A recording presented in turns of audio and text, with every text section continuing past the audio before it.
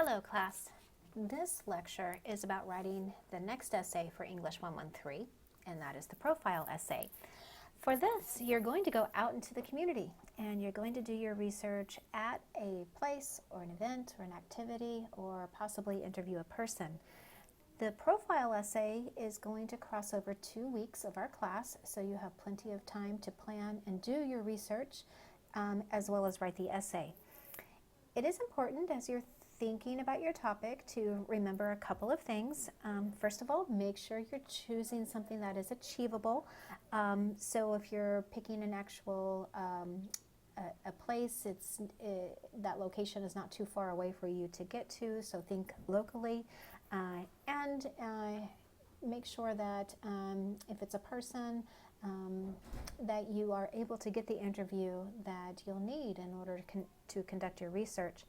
And last but not least, choose something that you're interested in and excited about and curious about finding more about.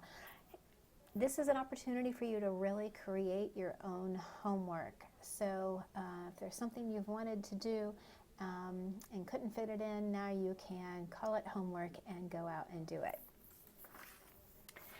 Now, in your profile essay, the bottom line is to make sure that you are telling your reader about the subject in such a way that it is vivid and descriptive and lively. So be sure to, whether you end up choosing a place or an activity, event, or a person, that you are describing all of that with lots of vivid descriptions. You're using the things such as adding anecdotes and quotations, that you're describing what people look like and how they dressed and their gestures and the way they talked, and include information about what it's like to experience it. What did it feel like? What did it look like? What did it sound like?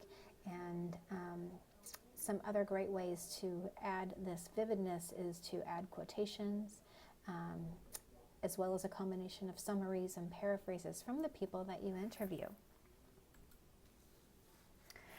Also thinking about preparing for this essay, as you begin to approach the writing part of it, it's important to have a clear organizational plan. And you have a couple of different options. You can choose the narrative approach, which basically tells it like it's a story. And this works well. I would caution the English 113 student that if you're interviewing a person, you want to stay away from just merely transcribing the interview. So it is not a he said this, he said that, and then I said this and replied with this, and then he said this, as opposed to that might be what happened during the interview, but then after the interview, you pull it all together. Your role as the writer is to make it a story, so bring it all together for your reader. The other approach is the topical plan, which basically chunks the information or groups it into topics and moves from one topic to another to another. So if you're talking about a place that you visited, you might, if you were talking about Disneyland, you might talk about different parts of the park and move from one place of the park to a different one, to a different one, to a different one. Or if you're talking about a special person, you might talk about different stages of their life, one at a time. It is possible to combine these two organizational plans. In fact, you have an example of that being done in one of the essays of this week's reading. Edge's essay about pig lips. You notice that it starts out as a narrative and then it moves topical, moving from one thing to another, and then it ends up more as a narrative. So that can work as well. Usually works best when the topics are kind of sandwiched between a beginning and an end. That is somewhat a storytelling approach, like a narrative.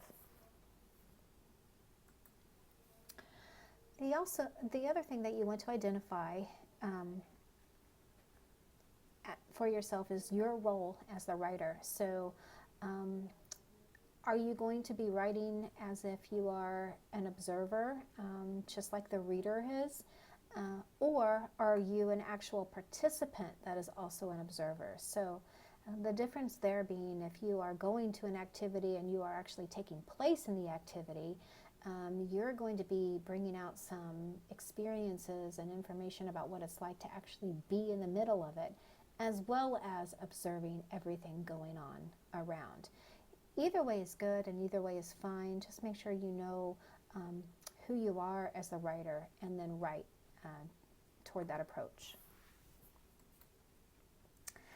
And then one of the most critical pieces is to make sure that you do have a perspective on the subject. So this is your main idea. This is the significance. Again, this answers the question, so what? What does it make a difference? So you want to express this to your reader. From the time that they finish reading this profile essay, what have they learned? What made this special to talk about? So you're conveying a dominant impression, you're using your descriptive details and the other information, pulling it all together so your thoughts and your comments clearly bring to the reader the conclusion that you're trying to make about the importance of this essay and why it is worth reading. And with that, that is a basic summary on what you're hoping to achieve with your profile essay.